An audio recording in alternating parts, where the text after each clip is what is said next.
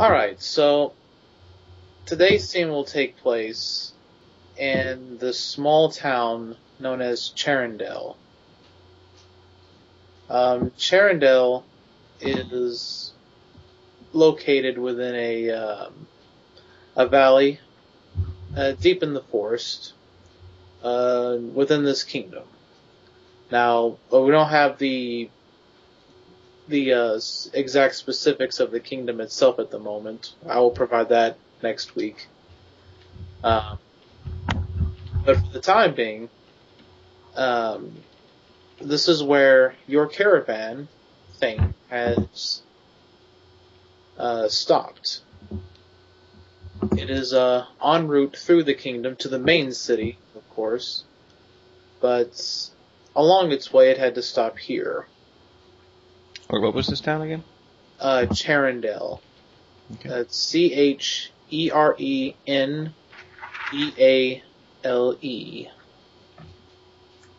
Do I need to write that down, or is that just Trevor writing it down for the map? Well, you can write this down too. I mean, this is. I'm taking notes. Yeah. Gotcha. Well, I thought I should take notes, but I wasn't certain. What was the main city that we were heading to? Oh, that's the main. That's the main kingdom. Oh, okay. And I'll fill that in later on. Road trip. Okay. Well, actually, now that I think about it, we'll just say that you had a caravan heading up to there, to Charendale, and that's where you kind of got off at the time being. Okay. And so from there, you can just apply your own course. But Charendale is a small local mining community, and that's what's made it very prosperous over the years. It's also surrounded, because of the valley itself, with a nice lush forest. It's ripe with game, and the game itself is very bountiful. And it's often noted for its cherry-smelling fur, mostly because there's a lot of apple and cherry orchards that grow around there, wild, of course. The animals tend to have a bit of a cherry/apple smell to their fur, and that's actually highly prized in a lot of the markets, to such a degree that the fur has a lot higher of a price. So the town really benefits from its fur trade, but mostly benefits from the ore that it mines up. Now, this is also where you've made your home at, Hank. This is where Christoph would be living at. This is his home. Except your character lives out in the woods in his own essentially shack that he's made up himself, that he's made over the years, like a nice little wooden log cabin of sorts. And today, you're now walking into town, as you usually do over the course of at least once or twice every 2 weeks, to trade in some furs and meats,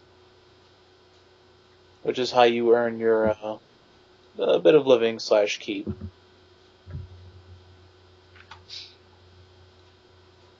And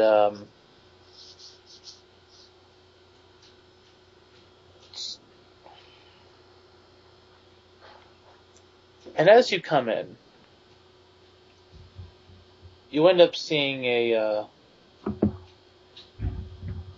a small caravan of sorts make its way into town, and you recognize it as the merchant's trading caravan, the ones that usually pass by through here monthly, in fact. And this has brought out a lot of the locals to set up shop in their marketplaces, setting up their finest wares. And in due course, this is also where you, Thane, arrive in town. The town is seeing a bit of a stir in locals. Everyone's heading out. Everyone's putting their best wares out. Okay. And this is where we'll begin. So. All right. So there's like a whole bunch of little bazaars kind of everywhere popping up. Yeah, just a little bit. Nothing too exotic or weird to say the least. Just like your stalls with the fine meats, furs, jewelry, things like that. Is there like a city watch or guard kind of thing going on here? Yes, there is. As you pass through the gates, there are two guards sitting out. Cherendale, as you note, is it's not so much a walled-in community. It's got castle walls surrounding the whole thing, but yeah. It's walled in completely, actually. Making use of the actual hills themselves to somewhat aid in the fortification of the town. So there's essentially two ways in. One is from the north gate, and then you have the south gate. Okay. Is there? Well, that's the first one of the guards. Is it like to point me to the guard quarters kind of thing? To speak with, the head guardman. As you ask, the guard sort of tips his helmet slightly, with a slightly confuzzled look on his face, and then replies with, "Why ever would you ever need to see the head guardsman?" Oh, and then I would reply, it would be like, as a paladin of the Church of Torm, it is my duty to make sure that law is in order, and I was going to offer my services. You seem to be quite busy at this time of day. Do you have any official papers backing up this claim of yours? Well, official papers, no, but I have my holy symbol with the symbol of Thorm on it. You can see the fist with the open palm facing you, the right hand gauntlet signifying. The guard looks it over, and of course, handing it right back, he then turns to you, slightly scratching his head. "Well, I'm not much of a man of your faith, of course, so I have not much knowledge into this deity of which you speak of, but I have nothing to either confirm nor bring doubt to what you say. So at this point, you can make a diplomacy check." Okay, I will do so. Alright. Is that a +7? 10. You got a 10 in total? Yep. The guard turns and looks to you and says, "Well, I'm sorry, but we still can't let you just walk into the barracks and talk to the head guardsman. But you can, if you will, set up an appointment with him. But you'll have to do that with the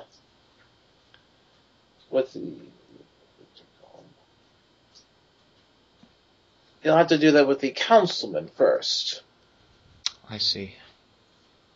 He is located up in the Lord's Manor, but the Lord's Manor is somewhat vacant today, for the Lord of the Land at the moment,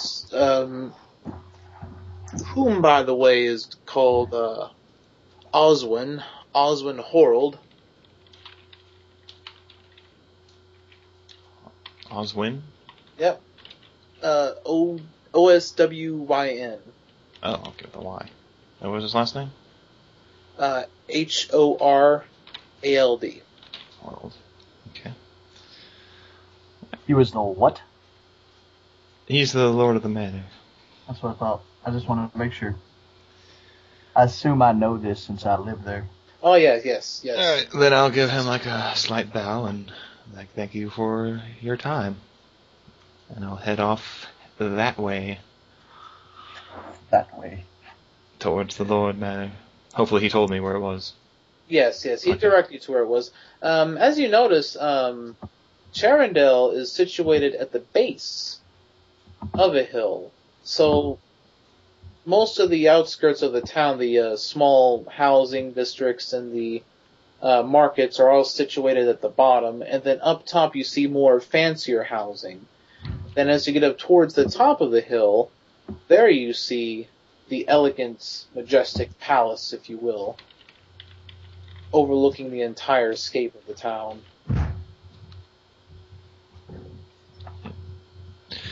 As a side note, can I roll a knowledge, royalty, and nobility if there's anything about this Oswin? Oh, yes, you can. Okay. Ooh, not bad. 20? Oh, wow. All right. Oswin has loose lineage that directs him up to the now currently warring princes of the West. Up in, what's it called?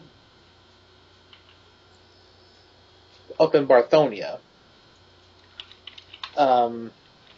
But that lineage is very loose at best. But his family does have a massive fortune, which has landed him the title of Lord of Charendale, of course.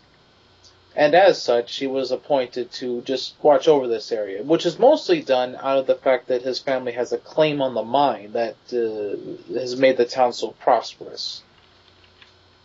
You also know that through this prosperity, he has acquired immense wealth. But the wealth doesn't seem to go... excuse me. The wealth doesn't seem to flow indirectly to the people as often as it would look. I.e. that Charendale could be a lot more prosperous than what it is, but certain things tend to hold it back. And these things have been brought into question from time to time, but none of them answered rightly. Mm-hmm.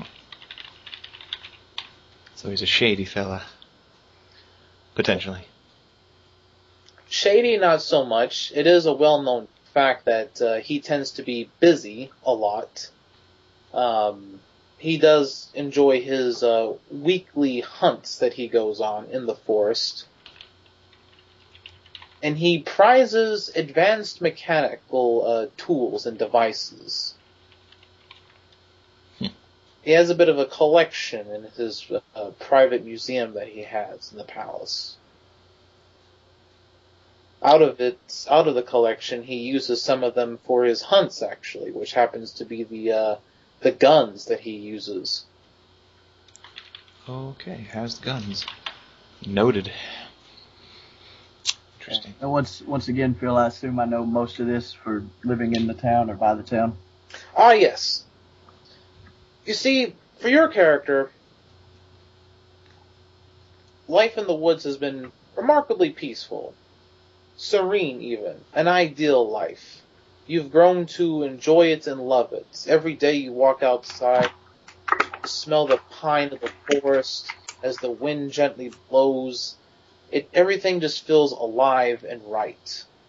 And yet, there was one day that changed it all for you. And that's when you were hunting one day. You were stalking your prey. It was a deer. A doe, to be precise. A young female. You had been stalking her for several hours, and you had happened upon her in the field. She had no awareness of where you were at. The element of surprise was on your side. And there, as you readied your bow, you pulled back the string. You can feel it pressed up against your cheek as you aimed in sight, arrow pointed straight at the deer's heart. You were going to make this a swift, clean kill. No suffering was intended. No running would be intended, no chasing. Just one shot, one kill. And just as you were about to pluck the bow, just as that arrow was about to leave your fingertips and fly through the air at its target, you hear an earth-shattering bang of a noise, almost like thunder for a brief moment in time. And from what appeared to be the other side of that field, a puff of smoke followed in its wake, and you saw the deer collapse. A spurt of blood coming out of the opposite side, and you saw from the side that you were looking at what appeared to be something entering and exiting, almost like an arrow, but you couldn't see what it was.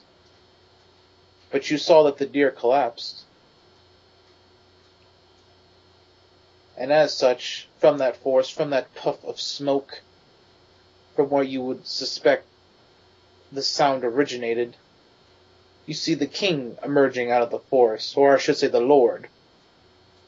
Oswin, of course, and his men.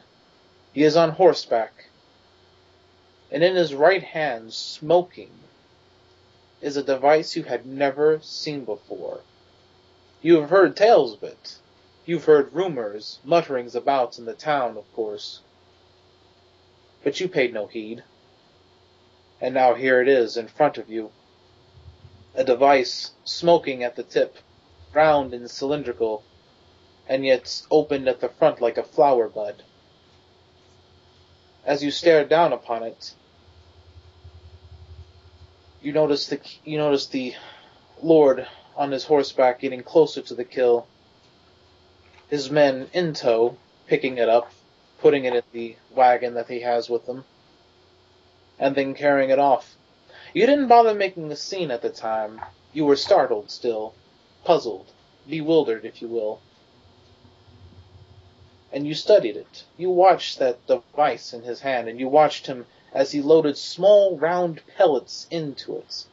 You watched as he adjusted certain levers and levers onto the gun. You watched as he lit what looked like to be a candle wick onto one end of it. And you watched as he slowly took aim. And you watched as a brief spark would ignite, and a loud, thunderous bang would occur afterwards. You didn't like that device when you heard it. Something about it sounded wrong. It wasn't elegant. Not like the bow. Not in the way that an arrow would feel as it would leave your bow and fly swiftly through the air. No. Something about this seemed wrong. And yet here it is in front of you. And ever since that day, ever since that fateful day, hunting in the woods had never felt the same. At first, you would only hear these gunshots once every so often, but now you seem to hear them every week. And it appears that it's no longer Lord Oswin who has guns at his disposal. You see a few more who have built up the coin to purchase such fancy mechanical machinations, if you will, at their beck and call. But there be no doubts in your mind that the arrow is still keen, for it is still quick, still swift, still deadly. But the pace and change of things to come, that's what's to be wondering on your mind as you think to yourself. And that thought still rings loudly in your mind as you overhear a guard talking to a face that you haven't seen around before. You're quite familiar with some of the merchants that come through there. They're They're regulars that come through there monthly. But this new figure, he's different. He doesn't look to be the merchant sort. He looks to have seen some battle. Yeah, he does. He looks to have had some experience in combat.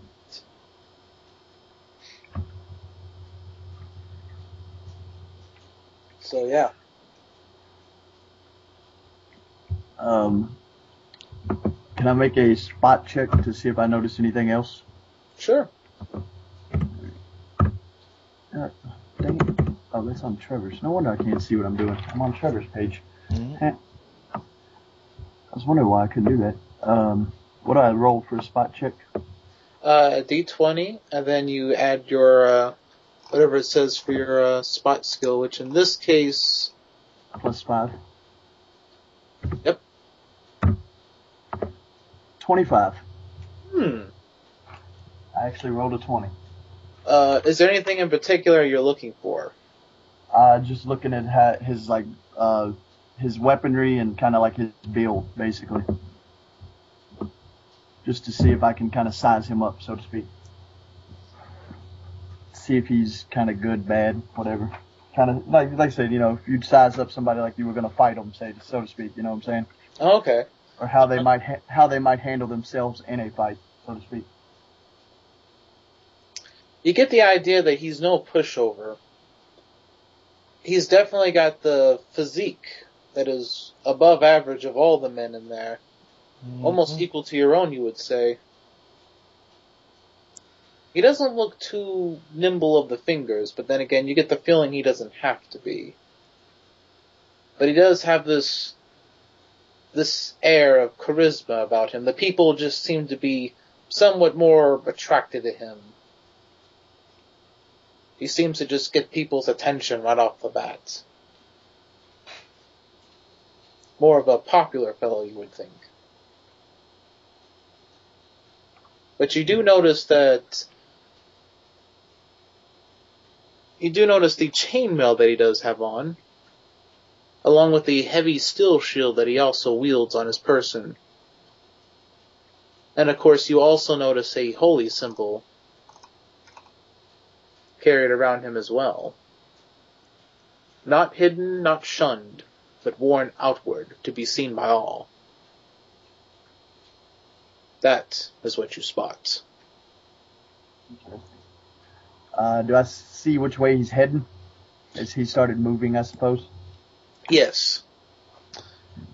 You observe that he's heading up almost in a V-line, if you will, straight to the Lord's Manor.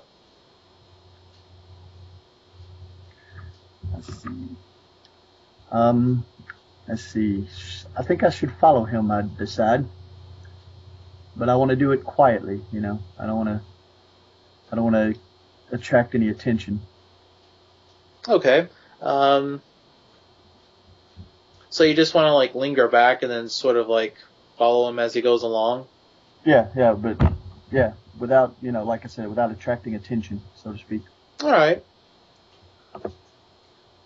I'm interested in this character since he's new. New guy. That's right, new guy. And as you start walking after him, you pass by the local inn. And as you do, coming out of the doors, you see a rather robust-looking man. And strapped to his waist, a somewhat broken lute. And instantaneously in your mind, you can only think of one name, Sumfert Songfellow, the local bard, who had broke his own lute when, unbeknownst to himself, he had accidentally sat on it, after having one too many drinks on hand. You've known Sumfert to be quite a tolerable fellow, good of heart, but a little bit more beholden to his gluttonous ways, to say the least. But he is possibly the most jolliest man you've ever met, especially amongst humans. And as far as humans go, you would quantify him as being, well, pretty good. But as you begin to follow the stranger, Somford locks eyes with you, and you unwittingly lock eyes with him in turn.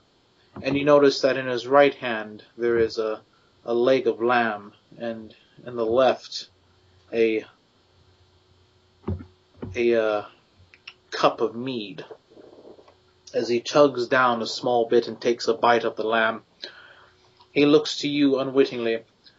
Ah, Kristoff, how goes you? 'Tis been another week since I've seen you, yes? How goes the hunt? Sanford, Yes. I like you, buddy. But I'm kind of doing something at the moment. I don't have the time to speak. Oh, yes. Don't mind me. But you don't think you could, as he leans in, has his hands over to the left side of his mouth as if to shade away the rest of the view, you wouldn't happen to, be able to cut me on a deal on those furs you get, eh? Ah. What kind of deal are you speaking of, Sanford? Well, I'm going to need some, fine, mountain lion furs so I can repair my lute. Looking down at the, broken lute before him on his waist. Strings on it broke. The wood, that could be done, but the string, that's delicate stuff. Indeed. You think you can have any mountain lion fur for me? Perhaps. Do I actually have mountain lion fur on me? You unfortunately have not been able to find any mountain lion fur. You do have approximately 5 fox pelts and 7 wolf pelts that you collected, as well as a lot of venison and approximately 5 chunks of venison and let's say times 4 deer pelts.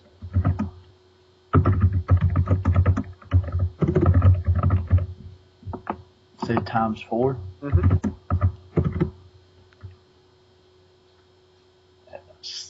So I'm going to look at him and be like, Sanford, I have not been able to find mountain lion.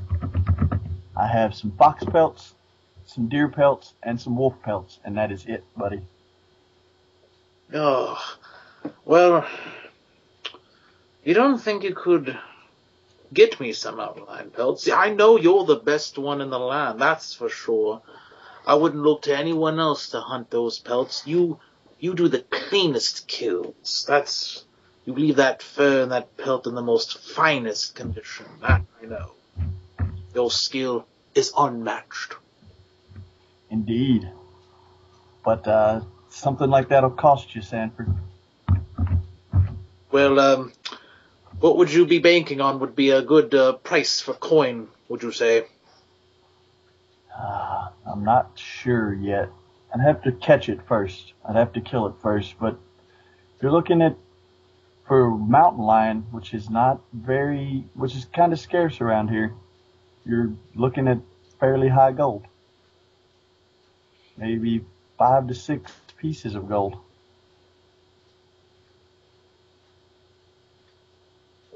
Somford looks at you. Well, that's grabbing onto his chest briefly while having the mug in his hand. That's a bit of a steep price for some mountain lion pelt, but Did he drop his ham leg? No. Oh, so it's like in his hand with his hand on his chest? Yeah. Oh, Yeah. okay. Wow, this guy's a slob. Alright. He pretty much mentioned that when he said he was a glutton. Yeah. Alright, continue. Well, I thought you were taking notes. Come on.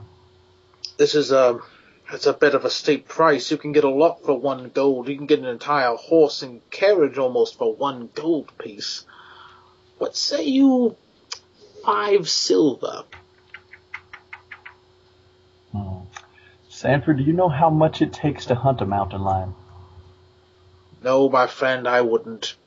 But I have heard tales of it. A grueling task indeed. I could be persuaded, perhaps, 1 gold.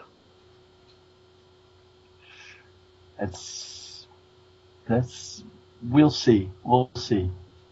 Let me go see. Let me track one day and see if there are even any in the vicinity. Oh, I thank you much kindly for it. You know where to find me. I'll be playing at the end, as always. Indeed. Playing on Good days. Good day, Sanford. Good day to you. And he heads back inside. He's going to play his broken lute to the end? Yes, to play his broken lute. So I look around. Do I still see the guy I was following? Is he still around? You actually do see him, but he's further along the distance than you would have thought. Your run-in with Somfort has actually caused you quite a delay. However, it has hidden you further from his view should he turn around, because now you have a better advantage. Indeed. But you must make haste. He has not slowed down his pace, and in fact, upon passing the inn, he had actually increased his pace a little bit quicker. Excellent. Is there I guess I'll have to increase my pace just slightly to keep up with him. Okay. Should have asked that earlier, actually. Dang it. I shouldn't have. Dang it. No, you're fine. You're fine. No, I was going to say I should have asked if I was near him when he was talking to the guard so I could have listened to see what he was saying. No, you weren't that close to listening. Got you. I guess I'll just keep following him, seeing where he's heading. Well, as you keep following him, within, I'd say about 2 or 3 minutes later, actually almost 5 minutes later, he finally makes his way up to the mansion at the head of Lord Oswin's estate, where he meets with a couple of guards. Now, Thane, as you approach, you see again another gate, another wall, if you will, that separates Oswin's estate from the rest of the community, if you would. Mm-hmm. And as you do, you see 2 guards standing at post. The gates are closed at the moment. Right. Not so much gilded they are, a bit of a stiff, almost rustic iron. But one of the guards walks up to you, a bit of an older gentleman, glances upon you, and says the following. So, what brings you here, sir? Are you here to have any business of sorts with the Lord here? Ah, indeed I do. I am actually here to offer my services to any sort of law enforcement that you might be currently facing under the great watchful hand of Torm. It is my duty to make sure justice is found, sought, and brought to light. I also noticed that your marketplace is quite bustling. If you needed an extra pair of eyes, I'd be happy to lend mine. You see a bit of a twinkle in his eye as he cocks his head forward with a strange grin washing over him. Can I do a sense motive about that? Oh, sure. Alright.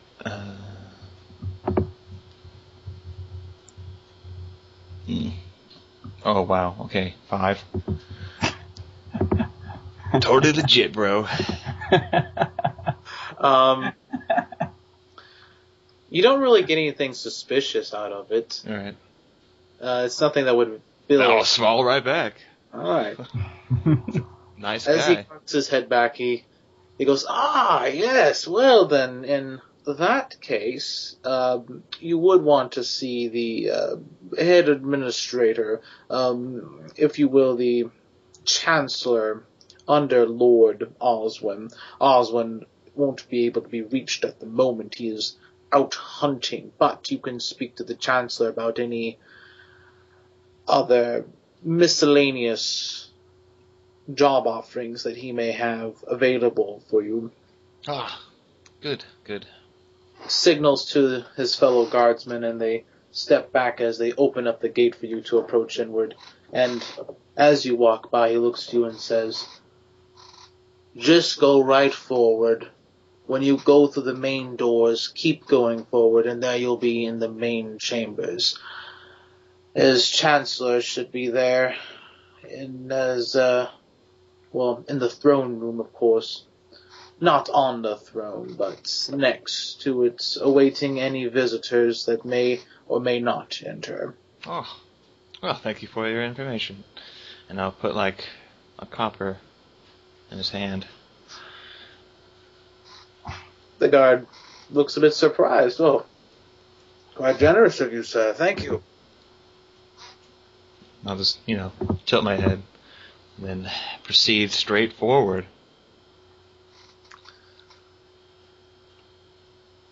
How close am I to where he's at now? Actually, you're fairly close. You can see the guards and such. But do you want to hide, or do you want to make yourself present? I think I'll try to hide for the time being. Okay. Make a hide check. What is that? +5 on hide? Yes, if I'm not mistaken. Yep. +5 on hide. All said in total, 16. Alright, you successfully hide yourself. The guards do not notice you at all, but there is a slight dilemma.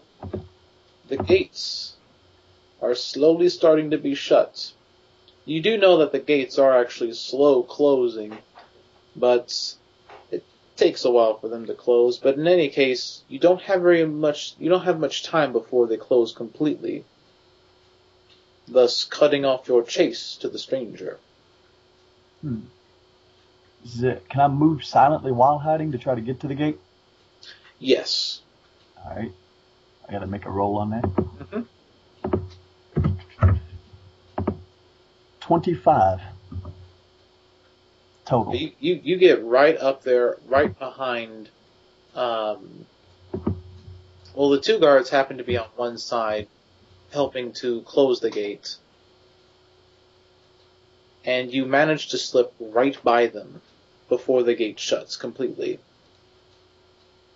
So I made it inside. Mm-hmm. Is my figure that I'm following still there? He is almost at the door of the main mansion, which goes into the grand hall. Do I know, I don't know. I don't know if I want to call out to him or hide again and wait. And let's try to hide one more time. Is there a place to hide? In this area of the courtyard, it's actually quite scarce. There are a few brushes here and there. That's what I figured. Let's see. Has he turned around at all? Is he looking for me or looking for anyone for that matter? On that note, Trevor, make a spot. I don't know if I'm too suspicious right now. We'll make a listen check. Okay. Oh, okay. 11. You don't hear anything. Okay. On that note, you don't get any impression that this stranger has been aware of your presence at all. Can I make it to... Is he at the door? Yeah, he is currently at the door and is proceeding to open it up. Can I move silently enough to try to get to the door behind him? Yes.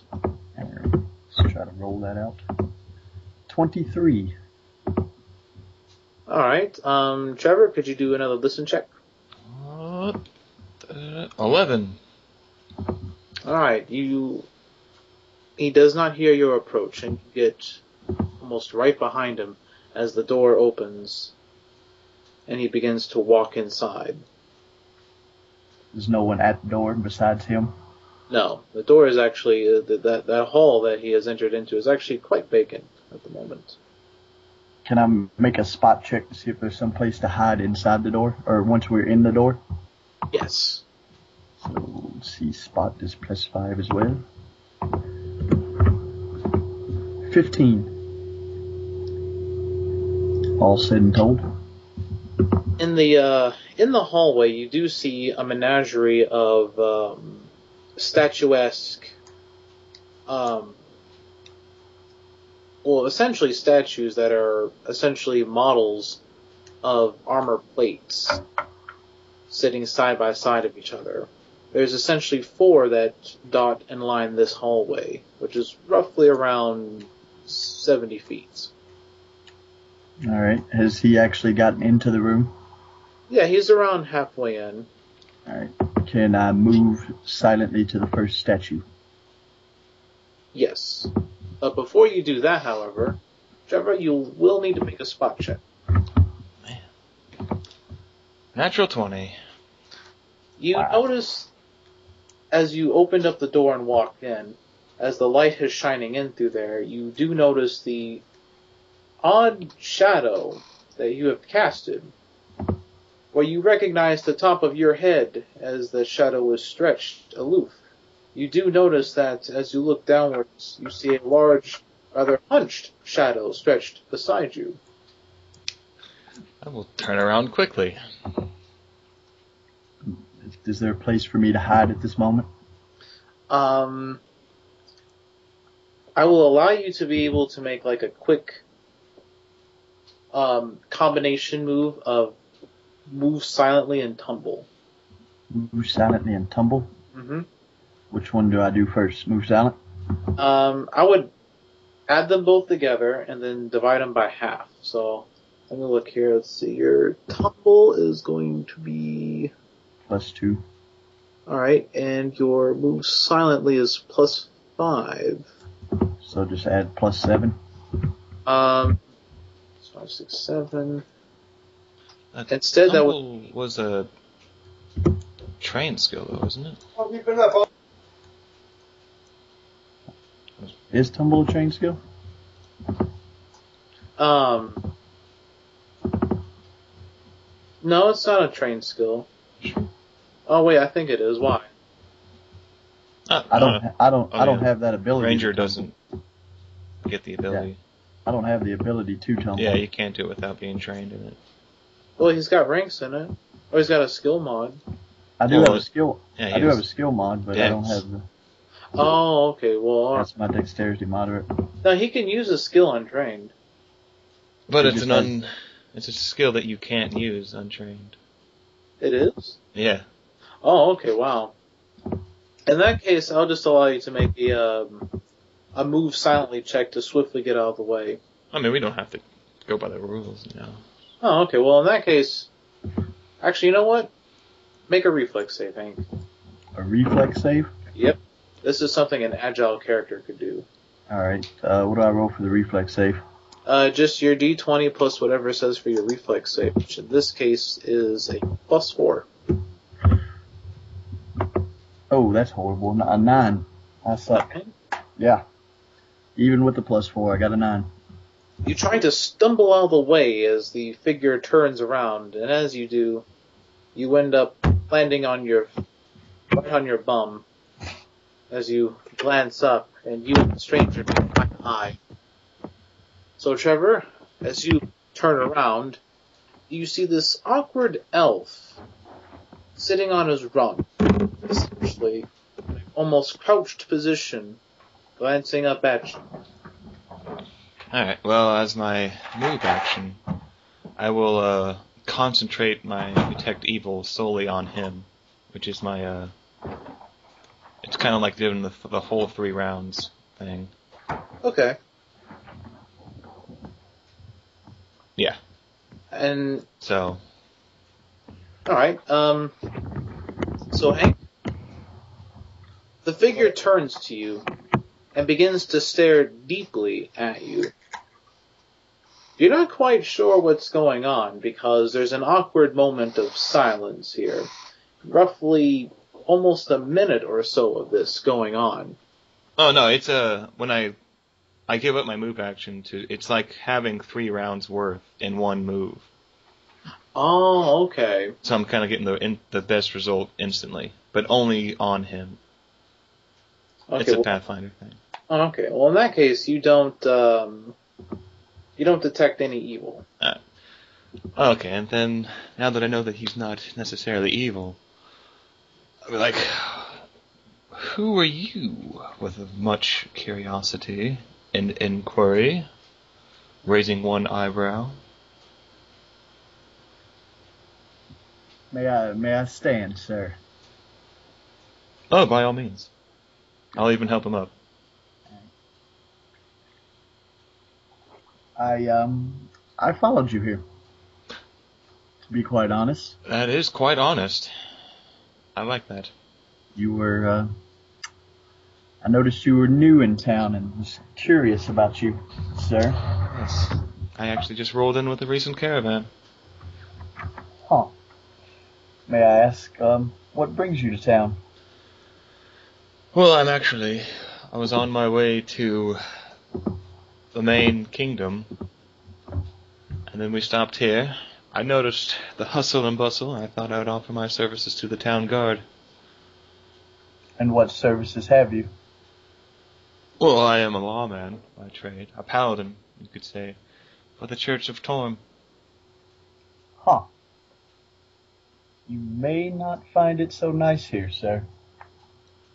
Oh, all the more reason to be here, then. Indeed. And what brings you to the palace? I am here to see your counselor, or chancellor, rather, to see if my services could be of use. Indeed. You look very strong. Oh, I am only as strong as the gods have made me. Yes. Do you mine or hunt? I have been known to cook, if that interests you. I have also dabbled slightly into the blacksmithing. Right. Nothing too severe. Would you, mind if I followed you to the, palace, as it were? No. By all means. Please lead the way, sir. Alright. Out of curiosity, how long have you been stealthily following me? Stealthily? Not long. Oh. Do the guards know that you're here? No, they do not. That seems problematic on our exit. Indeed. I got in. I can get out. Alright. Well, if you have confidence in yourself. Then I'll lead the way into, the Chancellor. Well, as you walk onward past the hallway, you notice a figure walking through that hallway as well. A rather staunch, bulky figure in thick-plated armor, if you will. Of course, it covers his left side of his arm. The right side seems to be more strapped with leather and the likes, adorned with a darkened brownish cloak, and a cowl that also of equal color that covers his head. Is there a insignia or anything on the cloak? No, there is no insignia whatsoever on the cloak. Okay.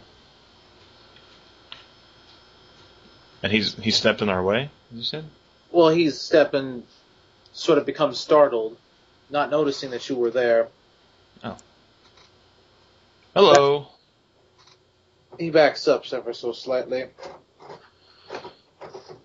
You hear a deep, raspy voice from this man. It almost gives the illusion of age, if you will. But as he peels back the cloak, you notice this man is not old in the least. Seems quite young, or at least somewhat young. He glances to you and says in his rough, raspy voice, Who exactly are you? Ah, well, I am Thane Andolin, staunch paladin of the Church of Torm. As everybody will know by the end of this day, he says, struggling. And I'm here to see the Chancellor. Yes, but why is he with you? As he points and nods over to your companion behind you. Oh, well, I'll let him explain that. I am here as his aide. You. He begins to chuckle. You, his aide? I never thought you the type to be someone's shoeshine boy. Kristoff. Oh, he's nothing like that. I've only recently met him. Unless he is like that, actually. You're not like that, are you? I'm here to aid you in whatever you need for the current moment. Oh, wow, that's quite generous. He begins to walk up to you, Kristoff, and as he does, leans over ever so slightly, his hands wrapped around his belt, slightly tugging at them, and leans over and says, "So have you thought over about that deal that was made with you? Would you be willing to part with that patch of forest you guard ever so greedily? There was an awful lot of coins spent on that." Indeed, I have thought it over, and the answer is still no. He grinds his lip back and forth. You can't tell if he's either holding in a lot of spit or not, but he makes a harsh swallow, lifts up his head ever so slightly, and scowls back down again.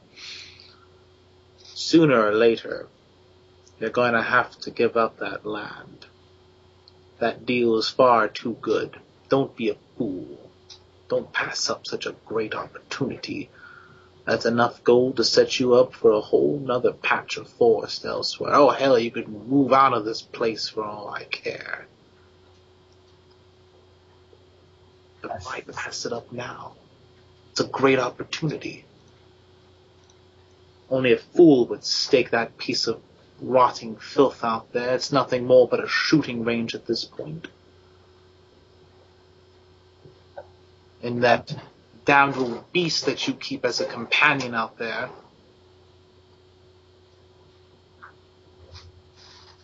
As I listen to him speak, all I do is stare at him with a steely look on my face of determination to refuse all offers that he may make. Fine. Be silent. Let it not be known that you were warned that you were given plenty of chances. Mark my word. Someday you'll be begging for that gold. Sense motive. Alright, go right ahead. Alright, make sure that's it. What'd you say? Sense motive. 21. Oh, sense motive. There's something definitely shady going on here. You don't know who this man is, but he appears to be almost in a threatening manner, threatening this man. Alright, well then I'll kind of step in with the diplomacy. Okay. And I'll be like, for I'm sure whatever matters you have can be settled in a more just way, with a 20 on my diplomacy total. He steps back. Oh, don't worry. Things weren't going to get bloody or violent. I wouldn't dare drip the Lord's manna and his kind's blood. Well, that seems racist.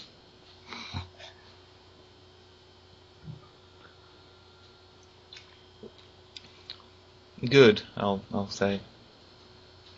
I'd hate for anyone to be treated unfairly, squinting my eyes. Unfairly, you say, the man replies. However, not. No one gets untreated fairly here. What happens here is that deals are made, and that they are fair as can be. But, Fair does not always mean lawful, sir.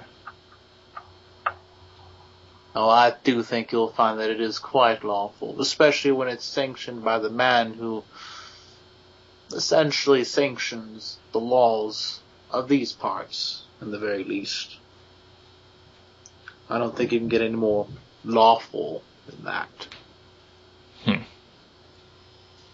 Starting not to like this guy at all.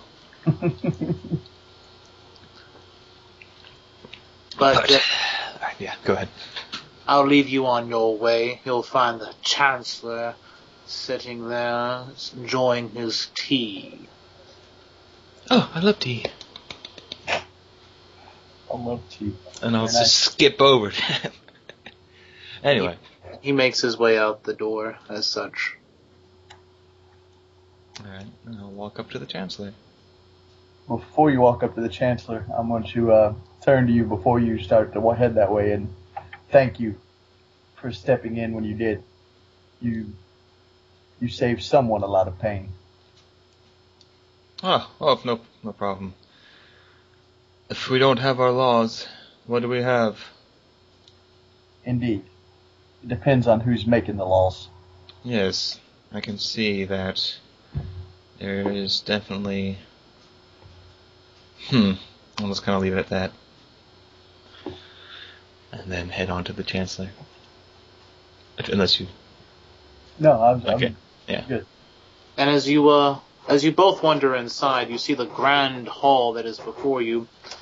In the back, behind the throne, which sits on several pedestals of steps that go ever so high up into the air, of course, bringing about all the attention towards that center room, but towards the back behind it, there are several pieces on display, all ranging from strange mechanical devices. You see strange circles with odd indentations preached into them, all strange forgeries of metal, as you notice.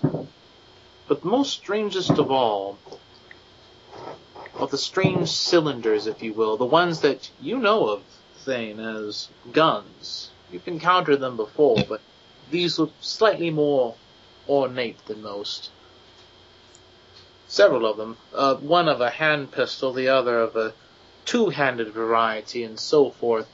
One that looks even more bizarre. It appears to be a strange mixture of the two. It's at the front of the barrel. There is a large blade that juts out from underneath and ends in almost like an axe formation. Oh, that looks painful. And thus, you see over to the far right, in the back corner almost, a large contraption, looking in the vague shape of a person, if you will, but a person who has the strength of mountains, you must think. Someone of such bulk, you think. But the skin is of bronze, almost statuesque in appearance, but you can see spaces in between what would be connected tissue and muscle.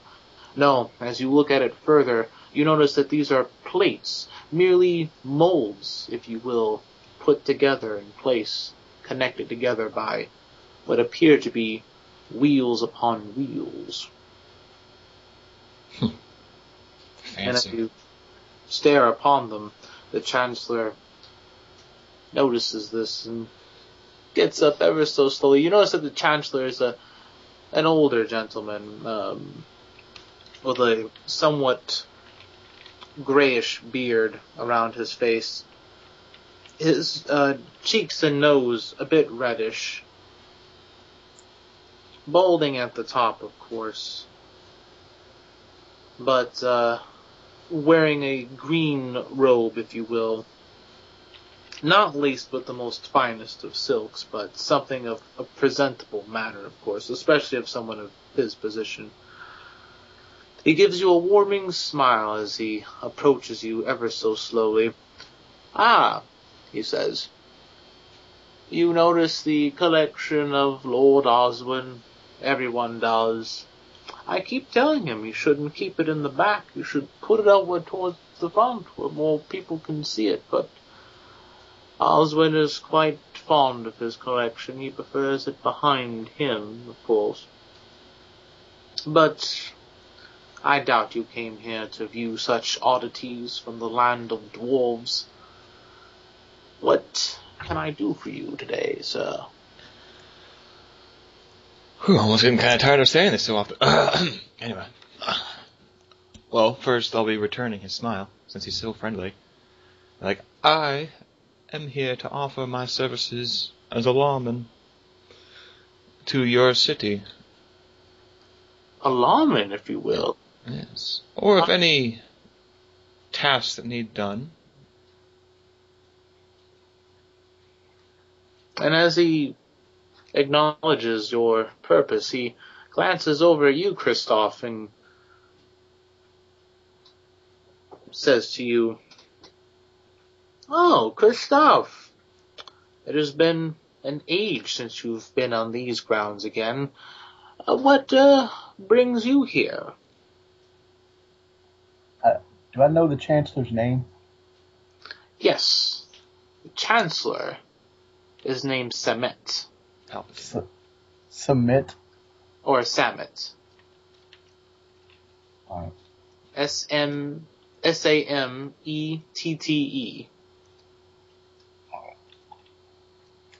Samet Cheverson. Cheverson? Yeah, Cheverson.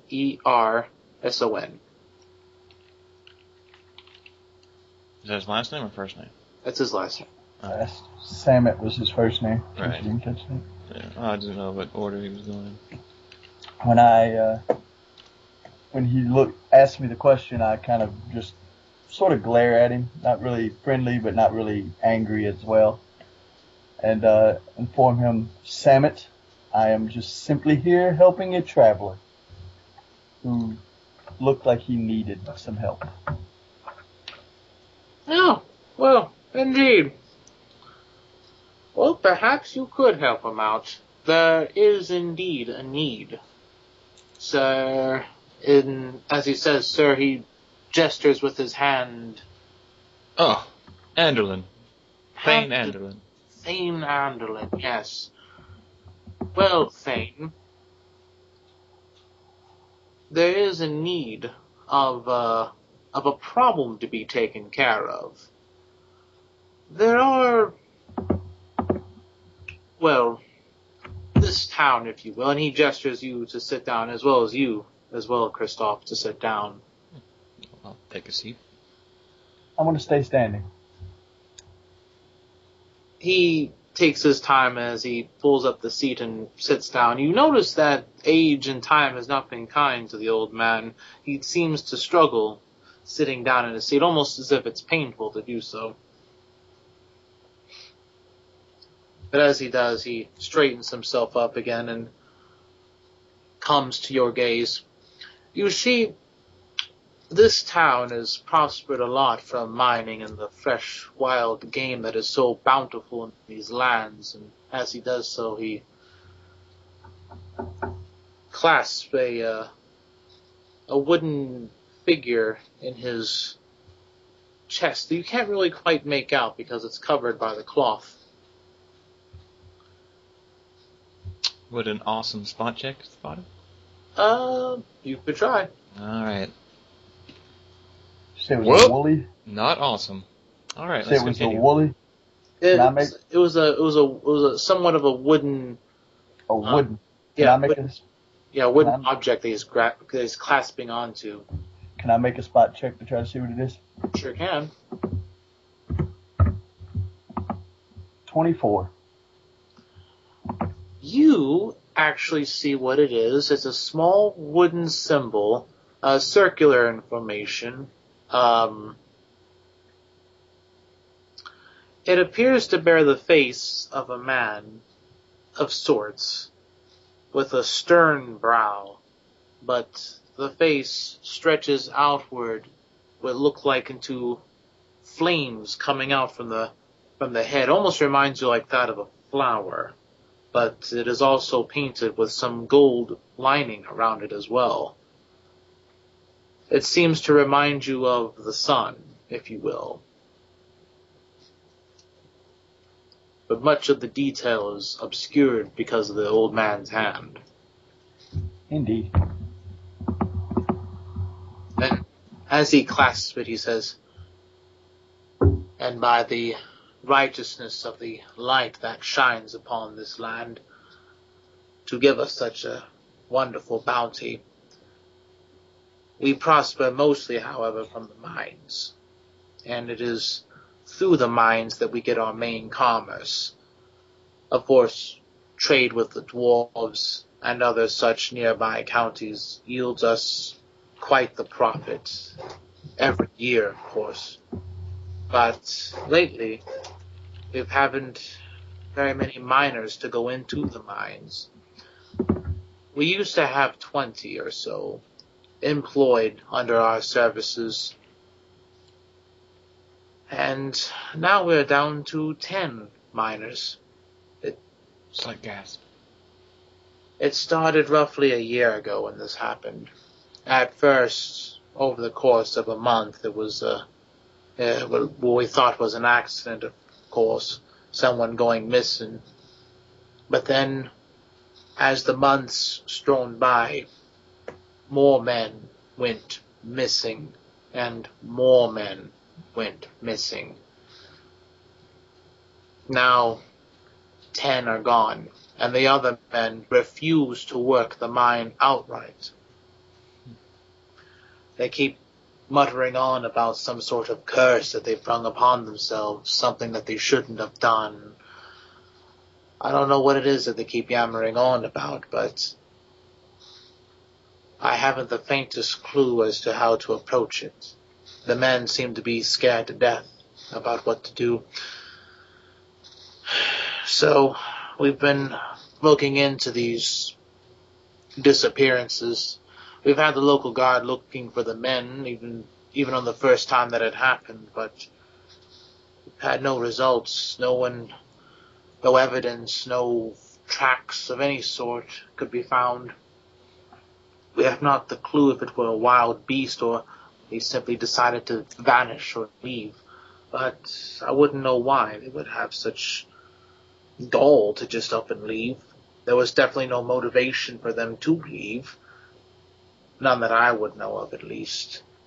They had good wages and good benefits to, well, as far as I know, good wages to help them stay. But, again, I am at a loss of thought as to ponder why such things would befell these men. This is a terrible circumstance for us. If we have no miners, we have no way of mining the ore that lies deep within there, and thus our commerce will slowly dwindle down to a halt. This is a matter that Lord Oswin has put up as top priority, as well as hiring new miners to compensate for the lack of mining that has gone on. It's been almost over a month and a half now. Winter will be approaching soon, and no one mines during winter. These few months of summer is during the best time for us to mine, and half of it is almost gone, wasted, and there'd be no one here to take any of the ore out. This is indeed going to hit us hard come the next trade season. Well, it seems my arrival is no random coincidence then. Can I interrupt for a second? Sure. As he was doing that whole talking, did I recognize the symbol? I'd say I was thinking about it, you know. Yes, you did. I did. You recognized it. as the holy symbol of Palor. Palor, the god of the sun. A god worshipped by many clerics and mostly humans around the world. Treated as possibly the chief creator god, but is renowned as a sun deity, a bringer of life, a greeter of warmth, a teacher of righteous ways, but none more so than the teachings of forgiveness, of mercy, and of the light. Oh, am I detecting good off this guy with my aura? Yes. Ah, cool. Well, I'll slam my hands on the table. Is there a table in front of us? Yes. Or just sitting? Okay, yeah. As I stand up and be like, I will get to the bottom of this. Do haste.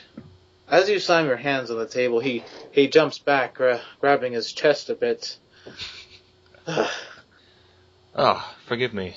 Just that your tales of your woes has moved me. And your excitement over such has moved me, but perhaps in the wrong mannerisms. Oh. I don't have to do any kind of fortitude against the smell of feces, do I? No. Okay. He suddenly became a ghoul with this wretched stench. He made my heart skip a few beats there. Oh, I'll pat him on his shoulder. Forgive me.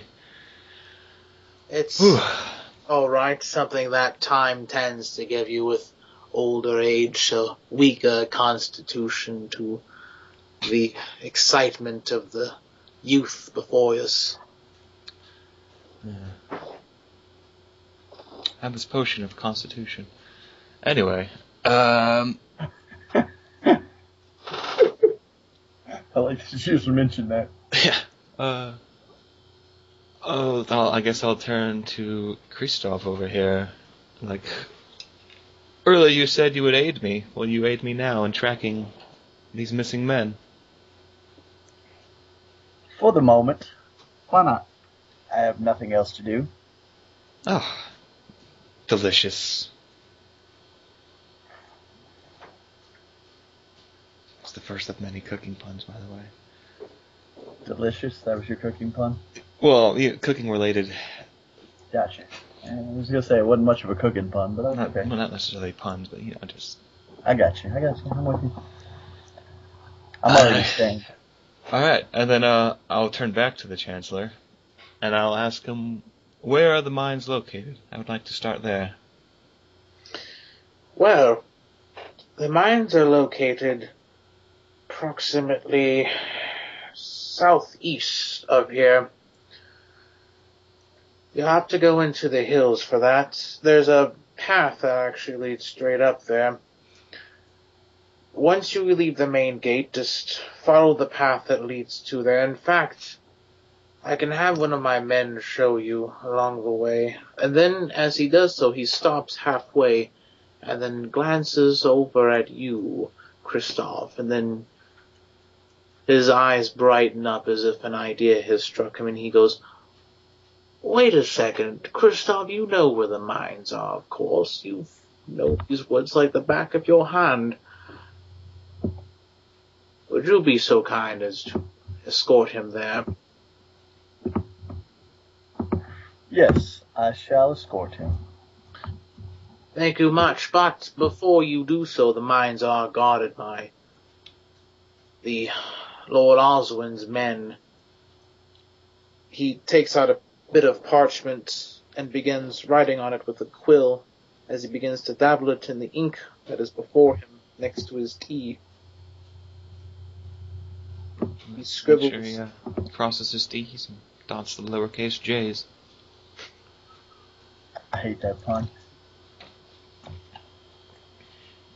hate for this to be a raw contract. I'm sure it's nice and well done. Would you let him finish writing? Oh, yes, of course.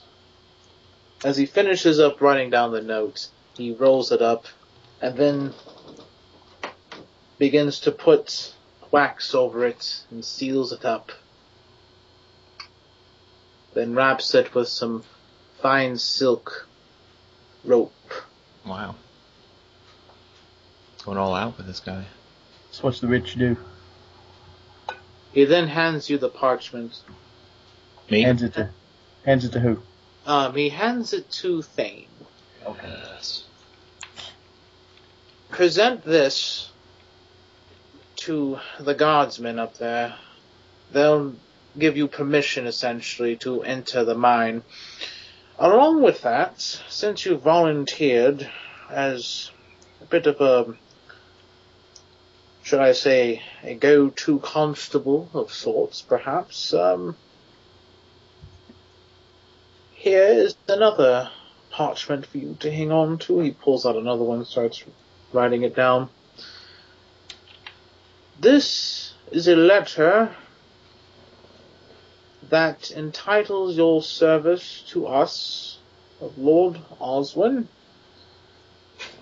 under the recommendation of Chancellor Samet Chaverson. With that, puts the last dot in the sentence and rolls up the parchment as such. This note will confirm your contract with us under due process. Alrighty. He also writes the same document down and hands it to you as well. Stop. I'm gonna look over this contract real quick. Well, as we're leaving, I'll turn around and kind of reading it as I'm walking out.